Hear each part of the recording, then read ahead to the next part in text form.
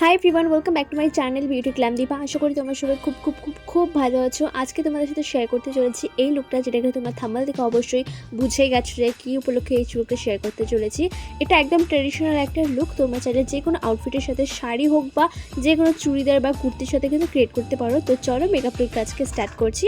সবার প্রথমে কিন্তু আমি এখানে ইউজ করছি একটা রোজ ওয়াটার দিয়ে। তো মেকআপ করার আগে কিন্তু স্কিনটাকে ভালোভাবে প্রেপ করে নেবে। সবার প্রথমে ক্লিন করবে যে কোনো ফেস ওয়াশ বা ওয়াইপস দিয়ে।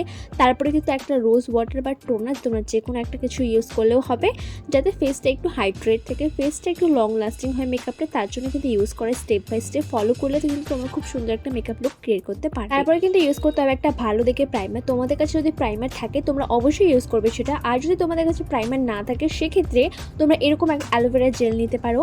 আর আমি যেটা ইউজ করছি একটা একদম অ্যাফোর্ডেবল প্রাইসে পাওয়া যায়, মাত্র 50 টাকার মধ্যে, 45 থেকে 50 টাকার মধ্যে পাওয়া যায়। আর এটাকে ফুল ফেসে অ্যাপ্লাই করবে না, শুধুমাত্র যেখানে তোমাদের মনে হয় যে এই জায়গাগুলো আমার খুব অয়েলি হয়ে যায় মেকআপ করার পর, আর ওপেন পোর্স থাকে যে মানে একটু ফাঁকা ফাঁকা গর্ত গর্ত টাইপের, ওখানে অ্যাপ্লাই করবে। ব্যাস সিম্পলভাবে ব্লেন্ড করে দেবে হালকাভাবে, ব্যাস তাহলে হয়ে যাবে কিন্তু তোমাদের ফেসটা পুরোপুরি প্রেপ। এরপরে তোমরা চাইলে ফাউন্ডেশন ইউজ করতে পারো, বা তোমাদের ফেসে যদি কোনো পিম্পলসের দাগ বা কোনো ডার্ক স্পট বা চোখের নিচে কালো বা মুখের যে সাইডগুলো থাকে ওগুলোতে পুরো কালো কালো হয়ে গেছে, সেক্ষেত্রে তোমরা এরকম একটা অরেঞ্জ কালারের লিপস্টিক নিতে পারো। যদি তোমাদের কাছে অরেঞ্জ কালার কারেক্টের প্যালেট কনসিলার যেটাকে বলে ওরকম অরেঞ্জ কালার কনসিলার থাকে তাহলে তোমরা সেটাকে ইউজ করবে। যদি না থাকে, আর যদি তোমাদের মধ্যে এরকম কোনো পিম্পলের দাগ বা ডার্ক সার্কেল বা ডার্ক স্পট যেটাকে বলে ওরকম কিছু থাকে, তাহলে তোমরা অরেঞ্জ কালার লিপস্টিকটাকে নিয়ে ব্যাস ওই জায়গাটাকে একটুখানি লাগিয়ে তারপর হালকাভাবে ব্লেন্ড করবে, ব্যাস তাহলেই হয়ে যাবে। পরে কিন্তু আমরা কি ভুলটা করি যে ফাউন্ডেশনটা লাগিয়ে ফেলি, এরপরে ব্লেন্ড করার পরে অরেঞ্জ কালার কারেক্টার আর ফাউন্ডেশনটা মিলেমিশে একটা খুব বাজে একটা কালার আসে, তারপরে কিন্তু ফেসটা খুব ভালোভাবে কালো হয়ে যায় মেকআপ করার পর কথা বলছি। কিন্তু এই স্টেপটা ফলো করলে তোমাদের মেকআপটা কিন্তু কালো হবে না। এই স্টেপটা ফলো তোমরা অবশ্যই করবে।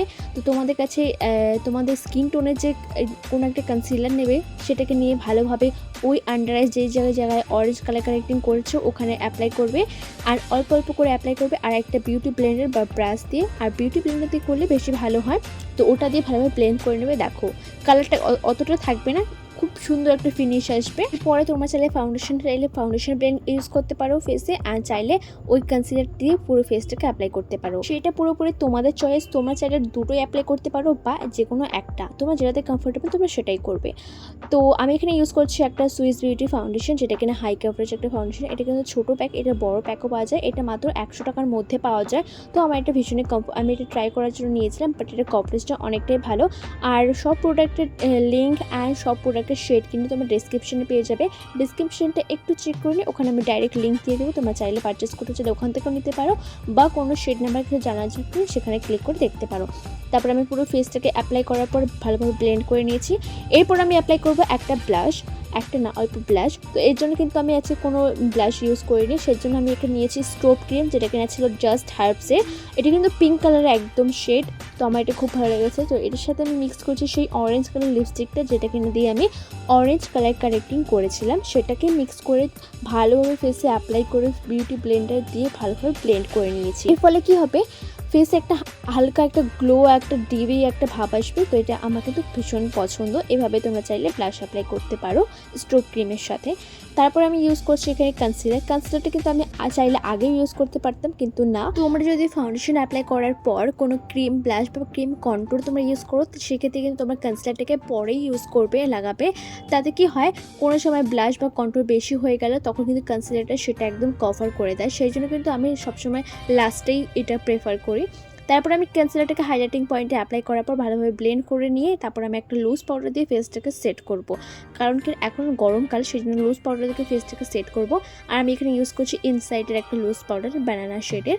তারপর আমি ফেসের লুজ পাউডারটা দিয়ে তারপর আমি কি করব, আই মেকআপটা করে নেব। এটা ততক্ষণে সেট হতে থাকবে, আর এটা কিন্তু আমি কোনো কিছু করিনি, ফেসে অটোমেটিকলি সেট হয়ে যাবে। তারপর আমি Swiss beauty eyebrow powder and হচ্ছে আইলাইনার যে 2-in-1 প্যাকটা পাওয়া যায়, ওটা থেকে আই শেডটাকে নিয়ে হালকাভাবে আইব্রোটাকে ভালোভাবে সেট করে নেব, একদম হালকাভাবে ন্যাচারাল লাগে, ফেক যাতে না লাগে। তারপর আমি সুইস বিউটি আইশ্যাডো প্যালেট নিয়েছি, এখান থেকে আমি এই স্টেপ বাই স্টেপ এই শেডগুলো নিয়ে ভালোভাবে অ্যাপ্লাই করে নেব। আর ব্লেন্ডিং করার সময় কিন্তু অবশ্যই মাথায় রাখবে টাইম নিয়ে একটু ব্লেন্ড করবে, তাতে কিন্তু ব্লেন্ডিংটা খুব সুন্দর হয়। আই মেকআপ লুকটা অনেকটাই ন্যাচারাল লাগে। আর খুব সুন্দর একটা ন্যাচারাল ফিনিশ আসে, কোনো ফেক না লাগে। তারপর কিন্তু আমি লোয়ার ল্যাশ লাইনের সেম ট্রানজিশন শেডটাকে আমি ফার্স্টে যে শেডটা ছিল ওটা নিয়ে লোয়ার ল্যাশ লাইনে অ্যাপ্লাই করছি, কারণ লোয়ার ল্যাশ লাইনে না লাগলে না মানে ইনকমপ্লিট লাগে, মেকআপটা কমপ্লিট লাগে না, সেজন্য তোমরা অবশ্যই ট্রাই করবে। তারপরে আমি যে পাউডারটা ছিল আইব্রো পাউডার, ওটাকে দিয়ে কিন্তু আমি আইব্রো ব্রাশটাকে দিয়ে হালকাভাবে আইলাইনারের মতো লাগিয়ে নিয়েছি। কোনো রকম আইলাইনার কাজল কিছুই পরবো না, কারণ গরমকালে অনেকেরই সোয়েটিংয়ের প্রবলেম থাকে সেজন্য। তারপরে হালকাভাবে 2 থেকে 3 কোট আমি অ্যাপ্লাই করেছি মাস্কারা ছাড়া তো ইনকমপ্লিট আই মেকআপ। তোমরা অবশ্যই একটা কম দামে হলেও একটা মাস্কারা অ্যাপ্লাই করো, এটাও তোমরা ট্রাই করতে পারো। এটা হচ্ছে Glam21-এর, তোমরা চাইলে মার্স কসমেটিক্সের, সুইস বিউটির, মেবেলিন, তোমরা চাইলে যে কোনো ব্র্যান্ডে ইউজ করতে পারো, কিন্তু কম দামের মধ্যে তোমরা ব্লু হেভেনের, Glam21 এইগুলো পেয়ে যাবে, অনেক ভালো। তারপর আমি এখানে হাইলাইটার অ্যাপ্লাই করছি একটা সুন্দর একটা ফিনিশ পাওয়ার জন্য, অল্প পরিমাণে হাইলাইটার অ্যাপ্লাই করছি। তারপরে কিন্তু আমি এখানে ইউজ করছি একটা লিপ লাইনার, যেটা কিন্তু আমি পুরো লিপসটাকে অ্যাপ্লাই করবো। অ্যান্ড দেখো কত সুন্দর একটা লিপ কালার এসেছে। তোমরা লিপ লাইনার চাইলে সুইস বিউটির আর মার্স কসমেটিকের নিয়েও অনেকক্ষণ লং লাস্টিং করে, অনেক ভালো। তারপর একটা মেকআপ ফিক্সার দিয়ে পুরো ফেসটাকে সেট করে নিয়েছে, যেটা কিনা খুব ইম্পর্টেন্ট সামার্সের জন্য, গরমকালের জন্য। আর here is my final look. পুরো লুকটাকে আমি কমপ্লিট করে নিয়েছি একটা কটন শাড়ির সাথে আর একটা হাফ স্লিভস ব্লাউজের সাথে অক্সিডাইজ জুয়েলারি, ছোট্ট একটা লাল টিপ আর একটা messy bun. And that's it, complete my শুভ নববর্ষের লুক। আর এই লুকটা কিন্তু তোমরা যে কোনো আউটফিটের সাথে করতে পারো, কুর্তি আর যে কোনো চুড়িদার বা যে কোনো শাড়ির সাথে। আর এবারে নববর্ষে কিন্তু তোমরা এই লুকটা অবশ্যই ট্রাই করো, এবারের পয়লা বৈশাখে। লুকটা তোমাদের কেমন লাগলো অবশ্যই কিন্তু আমাকে কমেন্ট করে জানিও, আমার ভিডিওটাকে লাইক করে দিও অ্যান্ড আমার চ্যানেলটাকে সাবস্ক্রাইব করে দিও। দেখা হচ্ছে পরের একটা ভিডিওতে। সবাই খুব ভালো থাকো, খুব ভালোভাবে পয়লা বৈশাখ কাটো।